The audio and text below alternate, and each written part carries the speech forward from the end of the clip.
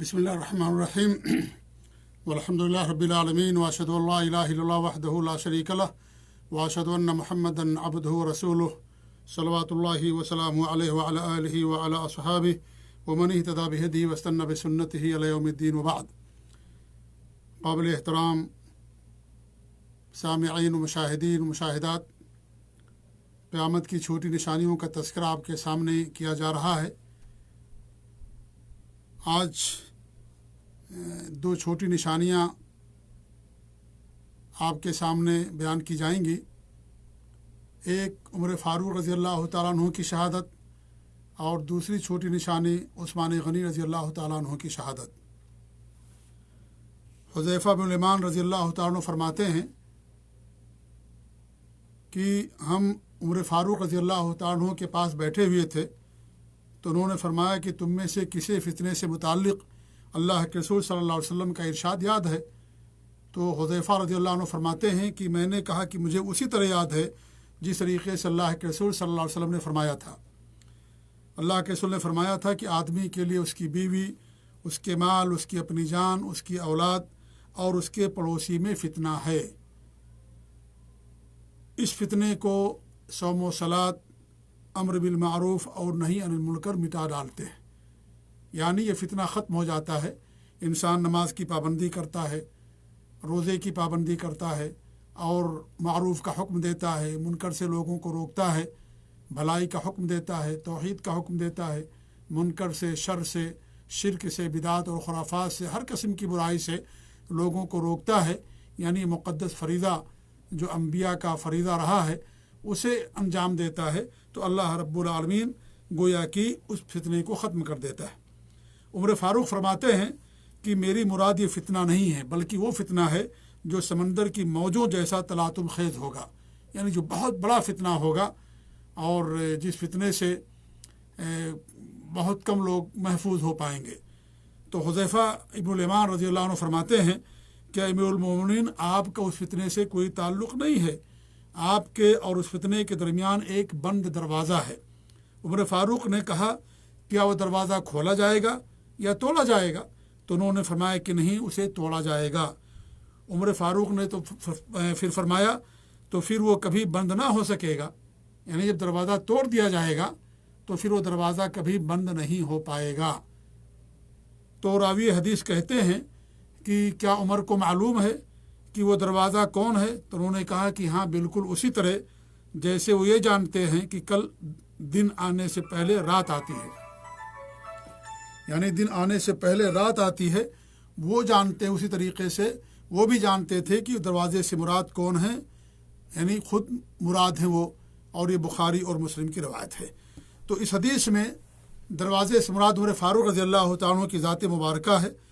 और वो दरवाज़ा एक मजूसी ग़ुलाम था, उसके हाथों तोड़ा गया। और वाक़या बहुत मशहूर है।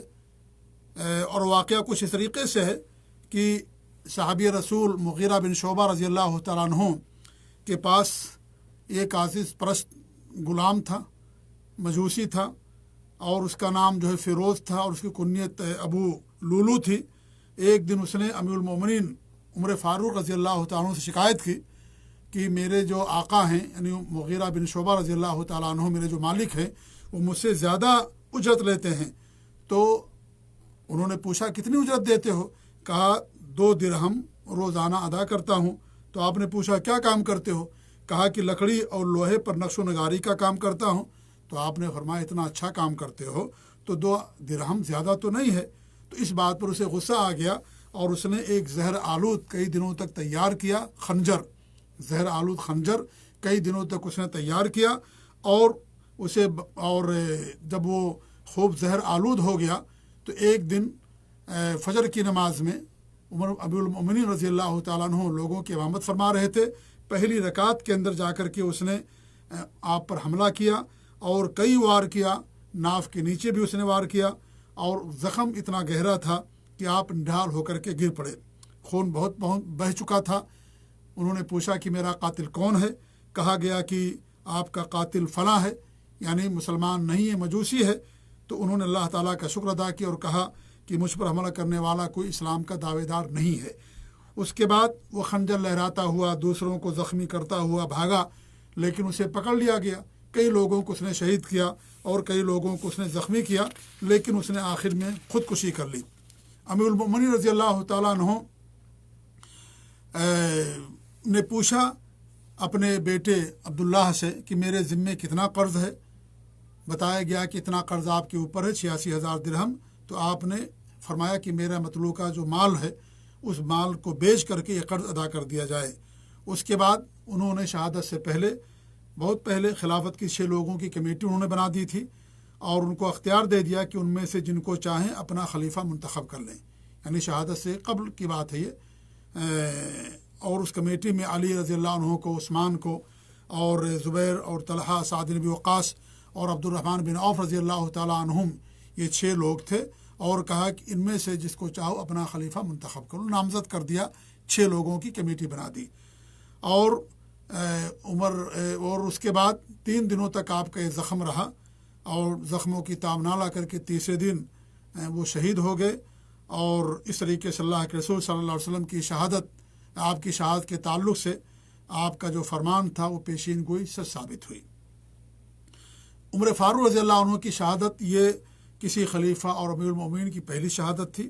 ان کی شہادت کے بعد امت مسلمہ فتنوں سے دوچار ہو گئی۔ جب تک وہ باقاعدہ حیات رہے، زندہ رہے، امت فتنوں سے محفوظ اور مامون تھی۔ ان کی وفات کے بعد ہی انہیں قتل کیا گیا، انہیں شہید کیا گیا۔ ان کی وفات اور شہادت کے بعد امت کے اندر فتنوں کے دروازے ایسے کھلے کہ آج تک بند نہیں ہوئے، کیونکہ وہ دروازہ توڑا گیا تھا، اور جو دروازہ توڑا جاتا ہے اسے پھر بعد میں بند نہیں کیا جا سکتا۔ اس لیے فتنوں کے دروازے آج بھی کھلے ہوئے ہیں، اور یہ اللہ کی طرف سے ایک آزمائش ہے، اللہ کی طرف سے ایک کونی نظام ہے، اور قیامت تک سمجھ لیجیے کہ اس طرح کا فتنہ باقی رہے گا۔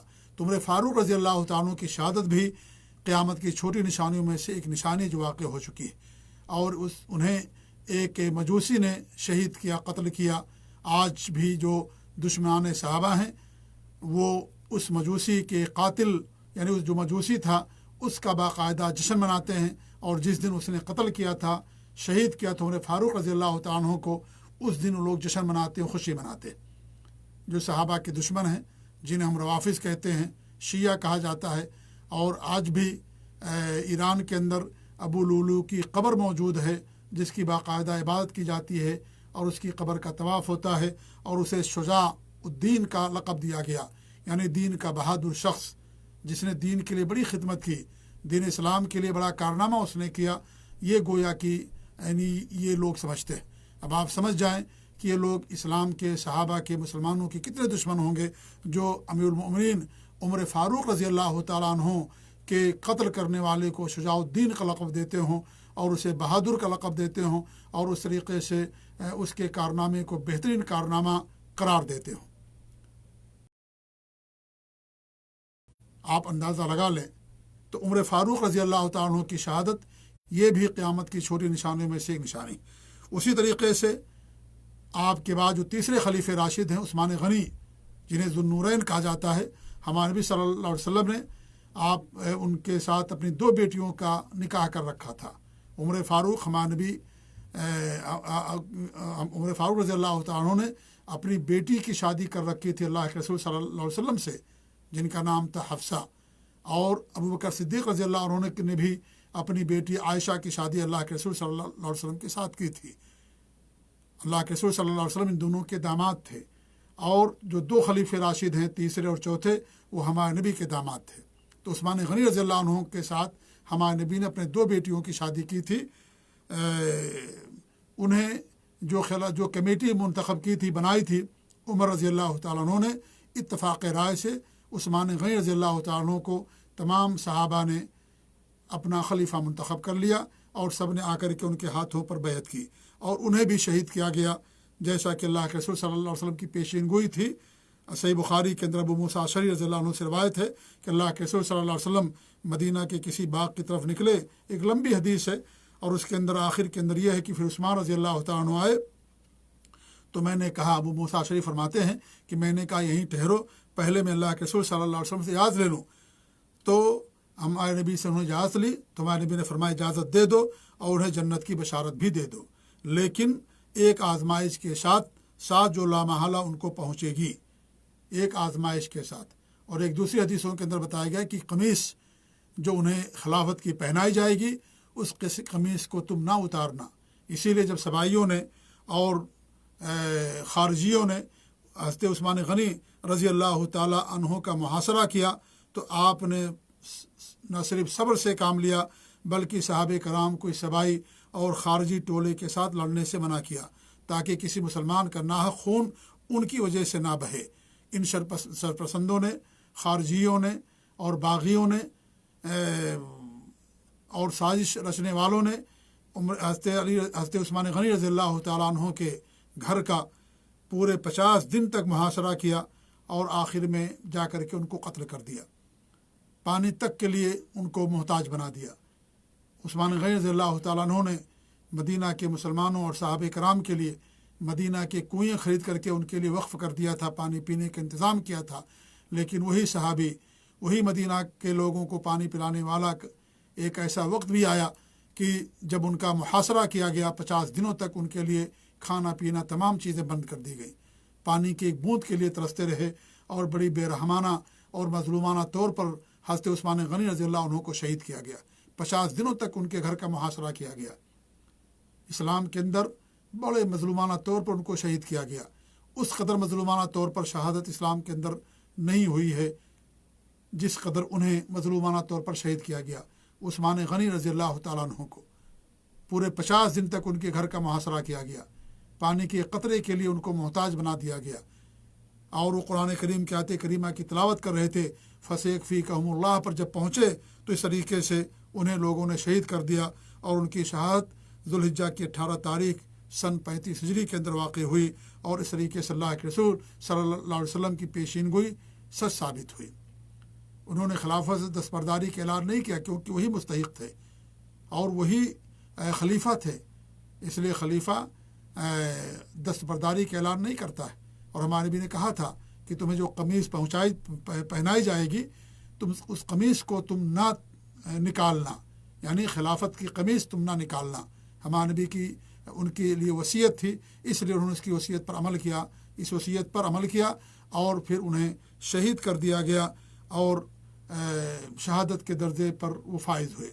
عثمان غنی رضی اللہ عنہ کا قتل کسی آدمی کا، عام آدمی کا قتل نہیں تھا، بلکہ ایک وسیع و عریض اسلامی سلطنت کے سربراہ، امیر اور خلیفہ کا دن دہاڑے بڑے ہی سفاکانہ اور مظلومانہ قتل تھا۔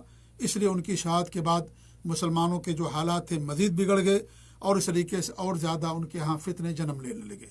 تو ان دونوں کی شہادت قیامت کی چھوٹی نشانیوں میں سے ایک نشانی ہے، اور یہ ان دونوں کی شہادت اللہ کے رسول صلی اللہ علیہ وسلم کی نبوت پر ایک دلیل بھی ہے کہ آپ نے جس طریقے سے فرمایا تھا اس طریقے سے ان کی شہادت کا واقعہ پیش آیا، یعنی ان کو شہید کیا گیا۔